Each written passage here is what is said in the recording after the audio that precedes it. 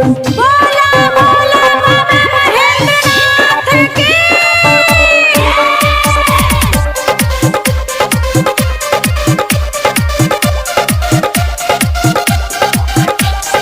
DJ मिट्टू राजा प्रसाद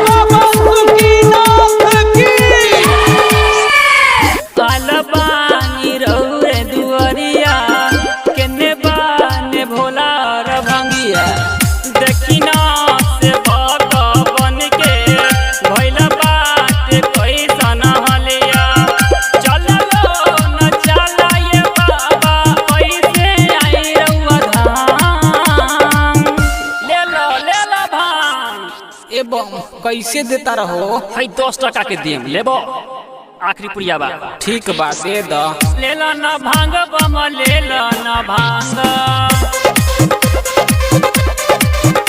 हाँ ले लो ना भांग पूरा होई अरमान।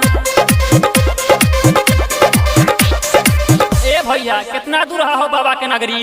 अब बस आ गई हत तनी दूर और बा। पहिला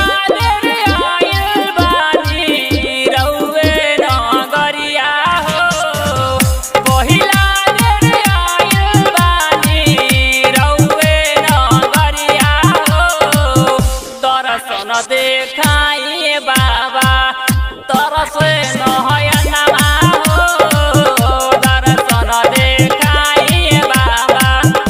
हर हर महादेव। अपन चलाई गोर बहुत दुखाता इतना सताई सुनी भोला जी हमार। अपन चलाई गोर बहुत दुखाता इतना सताई सुनी भोला जी हमार। ए भैया हमरो तनी पिलई हो। अच्छा ठीक बात ल पिय बम बम बोल बम बम बोल बम बम बोल बोल बम बोल त चला साथ में गाजा के माला हो। बोल बम बोल त चला साथ में गाजा के माला हो। तो धरा के चिलब तुम्हारा दू चार दम। बोला बोला बम पावर होई ना काम। बोला बोला बम